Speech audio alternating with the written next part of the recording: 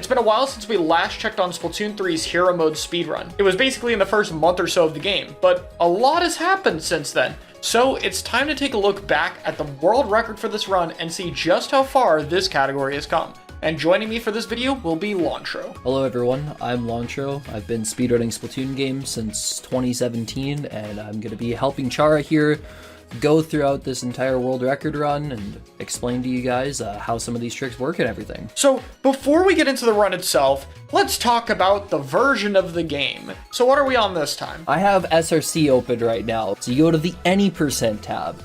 I go click this. Why are there 4 different things?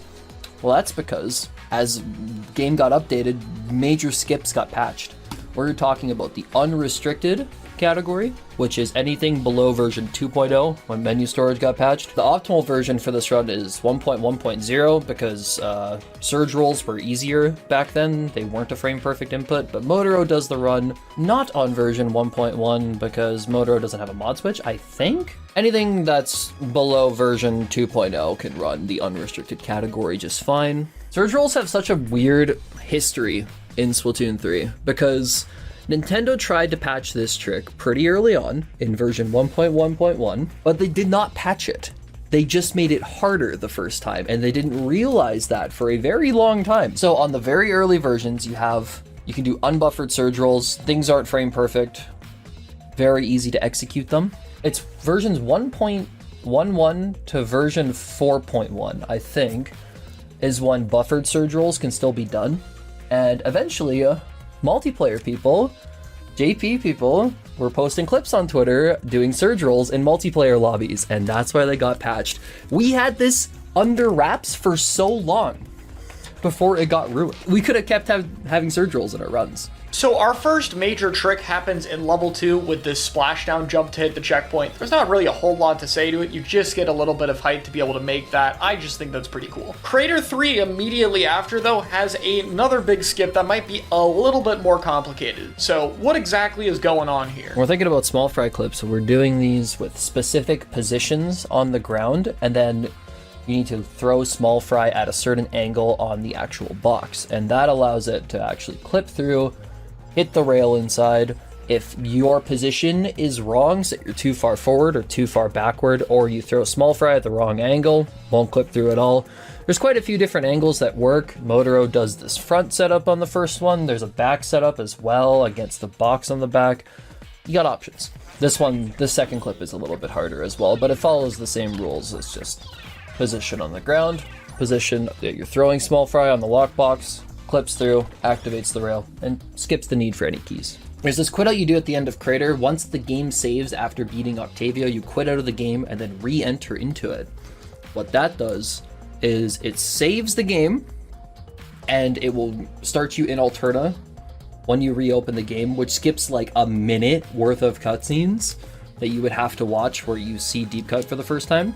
So really, when you're doing this run optimally, you almost never see deep cut until like the end of the run, right? And like you see them in their boss fights, and then you see them in like Rocket, and that's it. So from here, we've entered into the main Alterna area. And this is where you might be thinking, what levels need to be played? Because obviously we're just looking for enough currency, the power eggs, to be able to do as few levels as possible. Oh, you get out of Crater? Sure, you need to do boss fights, but what other levels do you need to do other than the boss fights? The one level we're going to instead play is Big Bang. Through normal means, there should be no way to get there, but we're going to do a trick to actually get around that called the surge roll, which comes up a couple of times. But a surge roll is performed on this ledge, and what you need to do in order to perform it is that when you're surging on the ledge, you need to release ZL and then press X with a specific timing. There's a specific frame that you're looking for when you do that that'll let you know that you have the perfect timing. 1 frame trick. This frame where you get slightly pushed in towards the wall, this is how you know you have a surge roll. So now when you go into the menu with X, what you need to do is hold down, hold ZL again, then you're gonna exit the menu with X, and then immediately after, hold B. And if you get the timing right, you're gonna have that vertical height that you stored initially, and then you're gonna get distance back as well, performing just a massive jump with that, which looks like that. This gets you up to this ledge. And when you originally get up here, this looks stupid. Why would we go up onto this ledge? Well, it's because there's this egg can right in front of you here that gives you 100 power eggs, and the ooze to your left here costs 100 power eggs to get through. Combine those two things.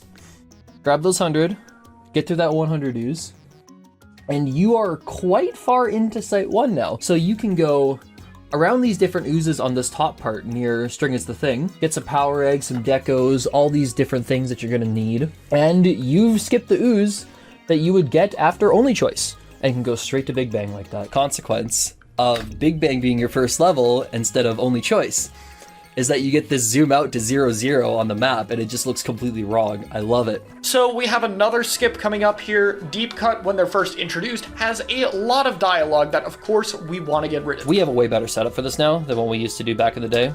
Let's call it anchor setup. Pretty simple. There's this anchor on the ground. You shoot it a certain amount of times, and then you throw small fry at the ooze. And by shooting this a certain amount of times, you have like a consistent cue that you're working with, because you continue shooting this, and then you start going forward. And it gives you like a really nice light up when you're trying to do this. 3-shot usually on this anchor is perfect. It just lets you get through every time. This Site 4 overworlding is really cool in the first place. You can do like surge rolls as well. Thundy does some insane stuff.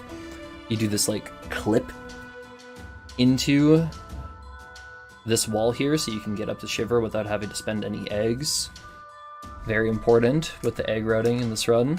And from here, we probably have the most infamous glitch in Splatoon 3 speedrunning. I remember seeing a bunch of this on Twitter when it was posted, and that is Shiver Skip. This insane jump where just, I mean, look at this. You just basically get to fly across the stage. So what's actually going on in-game that's allowing this to happen? The whole point with Shiver Skip, we're gonna boost off the shark. It needs to be specific timing.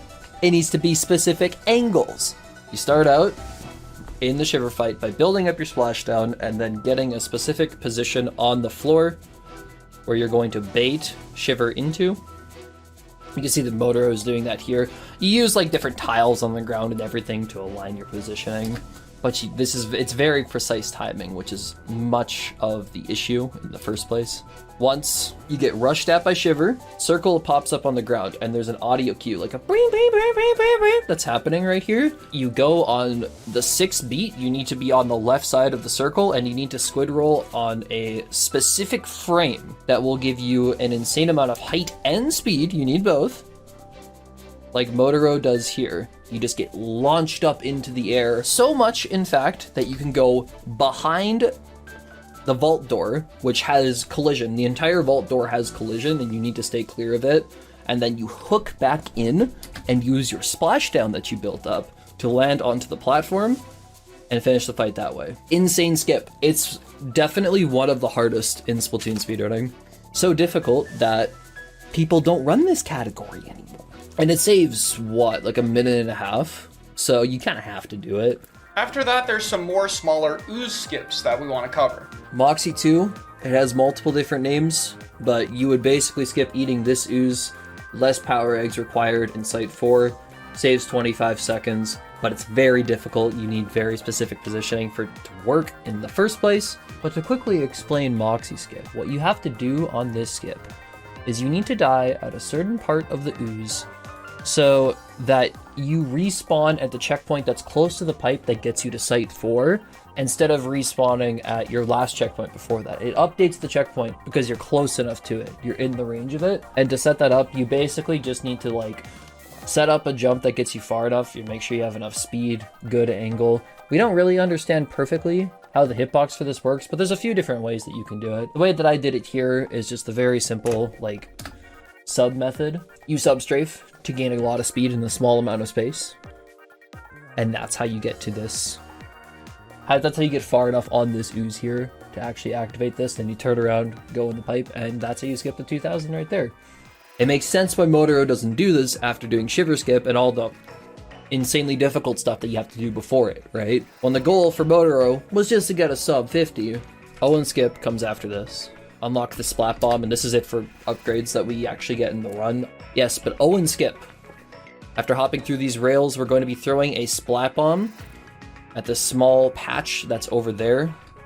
and then using small fry to activate the geyser here, and then you're going to roll off of the geyser with a specific timing, so much that like the geyser's rising up, you get a roll off it to the side, you get an insane amount of height, but you also get a bunch of speed to the side with that, like this. And that bomb that we threw to the corner, you land in the corner in that very small spot. Sometimes you have to like squid on squid mid-air to lose speed to make sure that you actually land in the right spot. It's very difficult.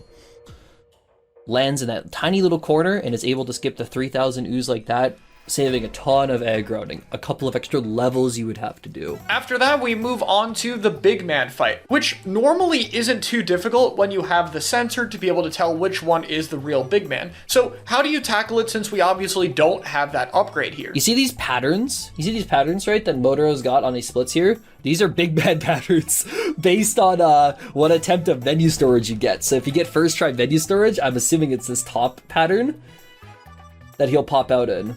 So I'm pretty sure Motoro gets first try menu storage. So he knows based off of that pattern, because it's consistent when you quit out of the game and haven't done any other levels, you get a consistent pattern every time.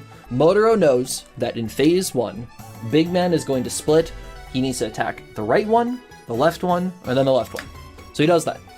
First one is split, right one, this is the left one, and then the left one here. And that's the big man.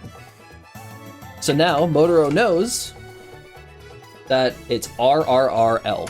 That's going to be the pattern here. So right, right, right,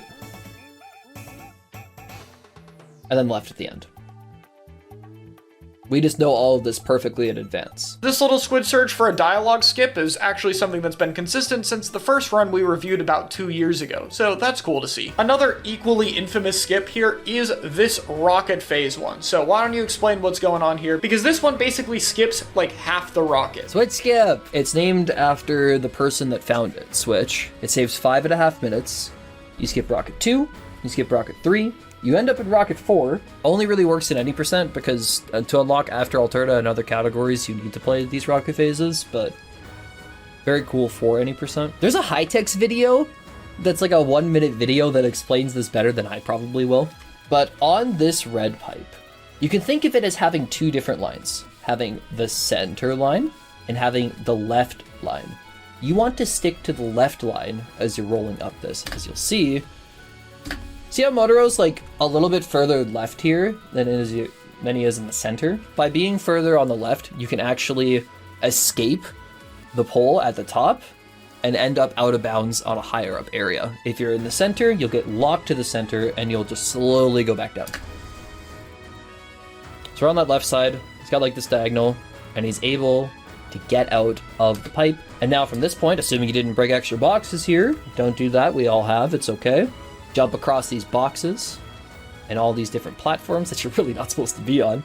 You do this drop down here, dodge the kill plane, and then you can walk in this invisible section and drop down to the intermission part between Rocket 3 and Rocket 4. Personally, when you went over this run with me, I was really happy to see that there was something cool to be done with Zipcaster, and I mean, look at this. This just seems amazing. What allows you to clip out of bounds here? Don't want to do the entire Zipcaster section? Want to just make it faster and way cooler at the same time? Let's make it 52 seconds, baby. Grab the Zipcaster, you get the first section of eggs. As you are about to touch this pad that would open up the roof and let you go into the second area, you're gonna line up the Zipcaster. So it's barely clipping the top door. And then what you're gonna do is you're gonna tap back, it presses the switch, and then you hold up. And then during the cutscene, because you're holding up, the door will be moving back out of bounds, right? And it's gonna take you with it, at least a little bit, to clip you out there. You see how it's like push it out during the cutscene? You're stuck onto that for at least a little bit, and it pushes you out of bounds like this. And then, as long as you don't hold in, you can use the Zipcaster to attach to this out of bounds part. It's invisible, but that's where the door would go when the top opens up there. And you can get back in bounds inside of where the ending zone is and skip whole phase. Well, besides the fact that we have an absolutely a ridiculous amount of cutscenes that, well, this section is 9 minutes. Why is it 9 minutes? Like, we would have a 4-minute cutscene, a 2-minute cutscene, a 3-minute fight, and then a 3-minute fight. Shouldn't it be 12? No.